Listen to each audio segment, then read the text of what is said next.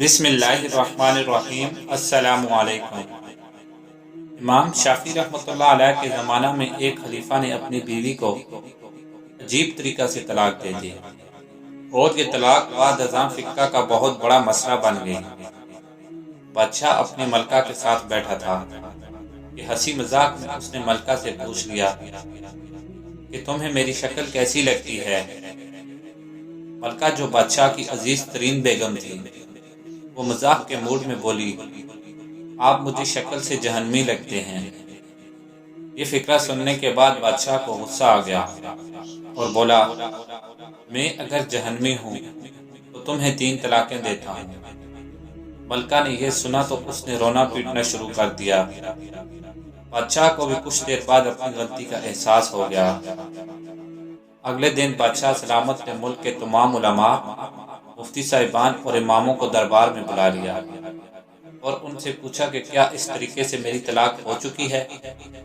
سب کا باری باری یہی کہنا تھا کہ ہاں، آپ کی طلاق ہو چکی ہے اور شریعت کی روشنی میں ملکہ عالیہ اب آپ کی زوجہ نہیں رہی۔ لیکن اس محفل میں ایک نوجوان مفتی بھی موجود تھے۔ وہ ایک طرف ہو کر بالکل خاموش بیٹھے رہے۔ بادشاہ نے ان سے بھی یہی سوال پوچھا تو انہوں نے عرض کیا، جناب یہ طلاق نہیں ہوئی، کیونکہ آپ نے مشروط طور پر کہا تھا اگر میں جہنمی ہوں تو میں تمہیں 3 طلاقیں دیتا ہوں، اور ابھی تک یہ طے نہیں ہوا کہ آپ جہنمی ہیں کہ نہیں ہیں۔ آپ کو اگر کوئی شخص جنتی ہونے کی ضمانت دے دے تو آپ کی یہ طلاق نہیں ہوگی۔ بادشاہ سلامت نے جوشیلے انداز میں پوچھا، لیکن مجھے اس چیز کی ضمانت کون دے گا؟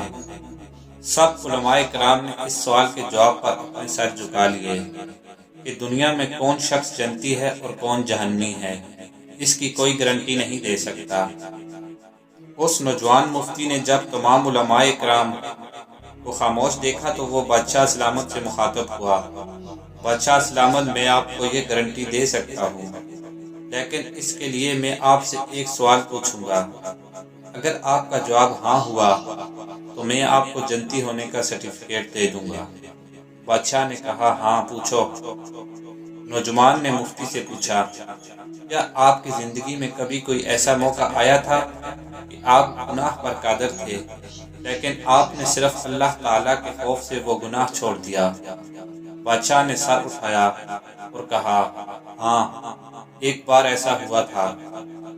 میں اپنی خوابگاہ میں داخل ہوا تھا اور وہاں ایک نوکرانی صفائی کر رہی تھی۔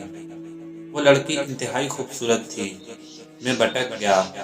میں نے دروازے اندر سے بند کر لیے۔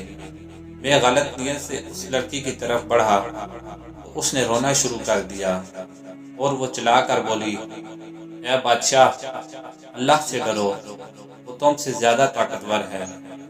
میں نے جب یہ سنا تو میرے اوپر اللہ تعالیٰ کا خوف طاری ہو گیا۔ میں اگرچہ بادشاہ تھا، وہ لڑکی میرے کمرے میں تھی۔ میں نے دروازے کو اندر سے کنڈی لگائی ہوئی تھی اور اس وقت دنیا کی کوئی طاقت مجھے برائی سے نہیں روک سکتی تھی، لیکن میں نے صرف اللہ تعالیٰ کے خوف سے دروازہ کھول دیا اور اس لڑکی کو جانے کی اجازت دے دی۔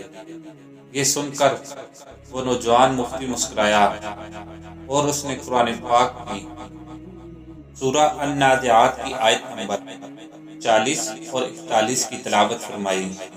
ترجمہ: جو اپنے رب کے سامنے کھڑے ہونے سے ڈر گیا اور اس نے اپنے نفس کو خواہشات میں پڑنے سے بچا لیا تو ایسے شخص کا ٹھکانہ جنت ہوگی۔ اس کے بعد نوجوان نے بادشاہ سلامت سے کہا، میں آپ کو گارنٹی دیتا ہوں کہ آپ جنتی بھی ہیں اور آپ کی طلاق بھی نہیں ہوئی۔